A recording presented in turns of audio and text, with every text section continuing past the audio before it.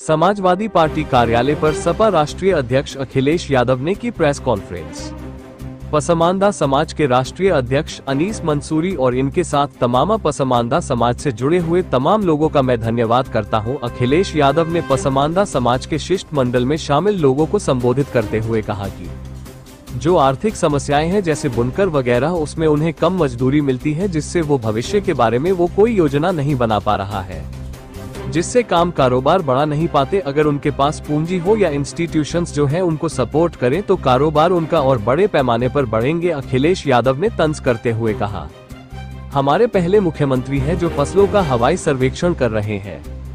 काऊ milk plant जो था उत्तर प्रदेश में सरकार ने यूज भी बंद कर दिया है। अखिलेश यादव ये भी कहा कि बिजली महंगी होने जा रही है, बिजली का बिल हम लोग नहीं दे पाएंगे, सरकार में बेरोजगारी महंगाई बढ़ा रही है, ये सरकार मंडी नहीं चलाएगी, आपको ऑर्गेनिक वाइन पिलाएगी। अखिलेश यादव ने कहा कि बीजेपी के घटिया प्रोपेगेंडा का कोई मुकाबला नहीं कर सकता। अखिलेश यादव से पसमानदा समाज के राष्ट्रीय अध्यक्ष अनीस मंसूरी के साथ मुख्तार मंसूरी, एडवोकेट अंजुम अली, डॉक्टर मोहम्मद फाजिल, महबूब आलम अंसारी, वसीम रायनी, साहिल मंसूरी, यस भारती सम्मान से सम्मानित मोहम्मद दीन साहब, अनवार अहमद, नदीम आलम, शेख सलाउद्दीन, सवा परवीन, शादाब कुरैशी, दौलत अली मुंशी सहित बड़ी संख्या में पसमानदा समाज के पदाधिकारी गण उपस्थित रहे। कार्यक्रम के अंत में पत्रकारों से वार्ता करते हुए समाजवादी पार्टी के राष्ट्रीय अध्यक्ष अखिलेश यादव ने कहा, पसमानदा समाज के सभी सम्मानित प्रतिष्ठित साथी, इसीलिए कह रहे तुमसे, मुख्तार मंसूरी जी, अंजुम अली एडवोकेट जी,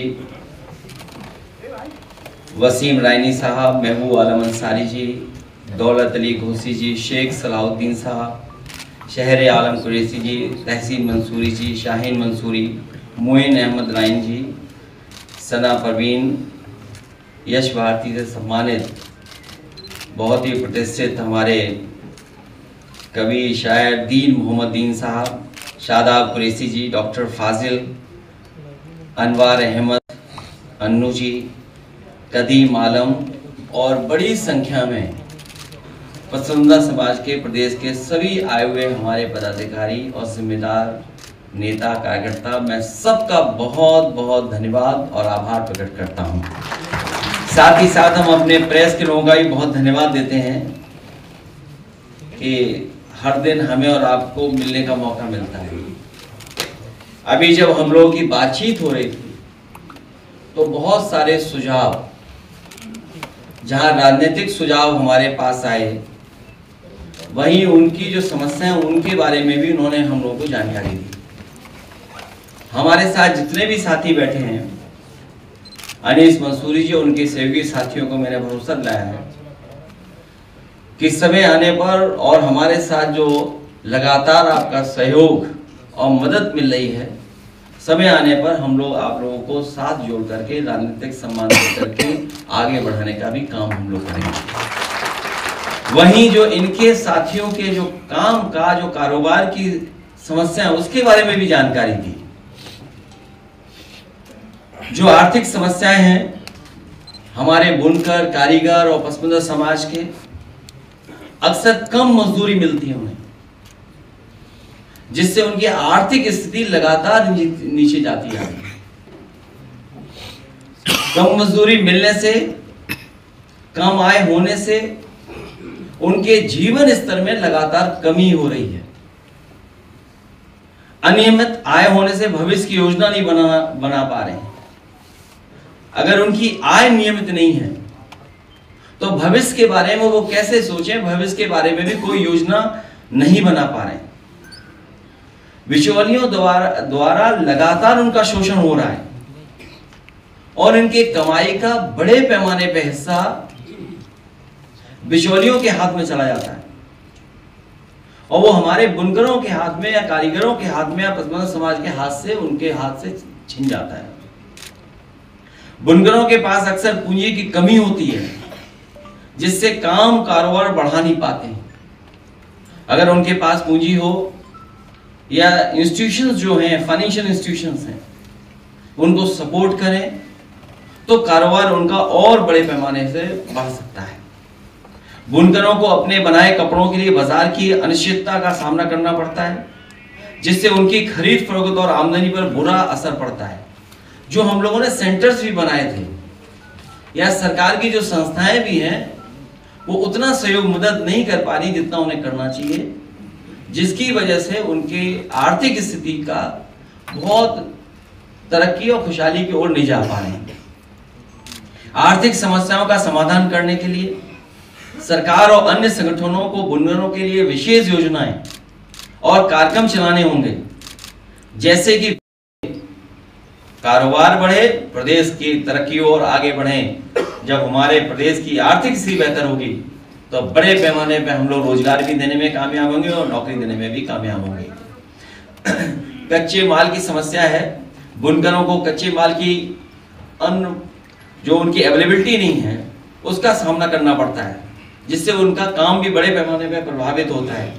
कच्चे माल की क्वालिटी कम होने से बुनकरों के उत्पादों की क्वालिटी में भी प्रभावित होती है, क्योंकि जब रॉ मटेरियल अच्छा नहीं है और सुनने में आ रहा है कि पड़ोसी देश वो भी रॉ मटेरियल में बड़े पैमाने पर कब्जा कर लिया है। जो लोग स्वदेशी नारा दे रहे हैं उनको भी इस तरह सोचना पड़ेगा, उनकी सरकारों को सोचना होगा। बुनकरों को कच्चे माल की सप्लाई चेन में समस्याओं का सामना करना पड़ सकता है, जैसे कि देरी से आपूर्ति के लिए अनियमितताएं, कभी माल मिलना कभी नहीं मिलना, ये भी बहुत संकट बड़े पैमाने पर पैदा हो जाता है बुनकर भाइयों के सामने। इसलिए उनकी समस्याओं के समाधान के लिए समय आने पर हम लोग काम करेंगे। और इन बातों को मैं इसलिए बोल रहा हूं कि हमारी मुख्यमंत्री को समझते नहीं इन बातों को। बाजार की समस्या है, बुनकरों को अपने उत्पादों के लिए डायरेक्ट मार्केट नहीं मिल पाता है। ये जो ऑनलाइन जो नया जमाना आ गया है, ऑनलाइन, इसने भी बड़े पैमाने पर नुकसान पहुंचाया है। बुनकरों को अपने उत्पादों के लिए बाजार तक पहुंच नहीं मिल पाती है, जिससे उनकी बिक्री नहीं हो पाती है और जो बिचौलिया होते हैं वो उसका लाभ उठाते हैं। बुनकरों का अक्सर मदरसा वही बिचौलिया शोषण करते हैं, उनकी कमाई का बड़ा हिस्सा छीन लेते हैं, उनकी आय प्रभावित होती है और बाजार की भी उन्हें समय पे जानकारी नहीं होती, जिसकी वजह से उन्हें जो लाभ मिलना चाहिए वो नहीं मिल पाता है। अभी यही तय किया हम लोगों ने कि उनके और हमारे साथियों के सुझाव आएंगे, उनकी समस्या आएंगी तो उनके समाधान के लिए हम लोग काम करेंगे और एक डॉक्यूमेंट तैयार करेंगे जो आने वाले समय में हमारे समाजवादी पार्टी के मैनिफेस्टो में शामिल होगा। गेहूं खरीद हो ही नहीं रही है। उस समय भी हम लोगों ने आपको बताया था कि सरकार गेहूं की खरीद कहीं की नहीं है और सरकार के हर आंकड़े गलत होते हैं। उन्होंने 20% भी गेहूं की खरीद नहीं की है, सरकारी खरीद।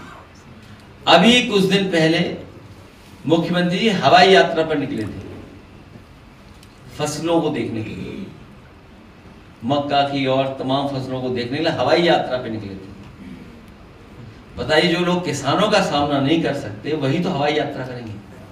हमारे पहले मुख्यमंत्री हैं जो फसल को हेलीकॉप्टर से देखने निकले थे और फसल को देखने के बाद एक भी केंद्र नहीं बना। अभी सरकार बता रही है कि हम एमएसपी पे खरीद रहे हैं मक्का या और फसलें। हम उदाहरण के लिए पूछना चाहते हैं, कन्नौज में बता दो कहां केंद्र खुला है। जो हवाई यात्रा आपने की, जिस रूट पे आपका हेलीकॉप्टर गया होगा, कहीं एक केंद्र बना हो तो बता दें आप। दूध उत्पादन तो हो ही नहीं रहा है प्रदेश में और जो सहयोग जो सरकार की तरफ से मदद मिलती थी उसको भी बंद कर दिया उन्होंने। काऊ मिल्क प्लांट पहला बना था उत्तर प्रदेश का। काऊ मिल्क प्लांट के प्रोडक्ट बनाने के लिए काऊ मिल्क प्लांट पहला बना था उत्तर प्रदेश में, वो भी सरकार ने बंद कर दिया। मेले तो बंद कर ही रही है सरकार, ये भी बंद कर रही है। आज हमारे बुनकर भाई आए हैं, जिस तरीके से ये सौहार्द का ताना बाना बुनते रहे हैं, भविष्य में भी वो सौहार्द का ताना बाना बुन करके इस समाज को भाईचारा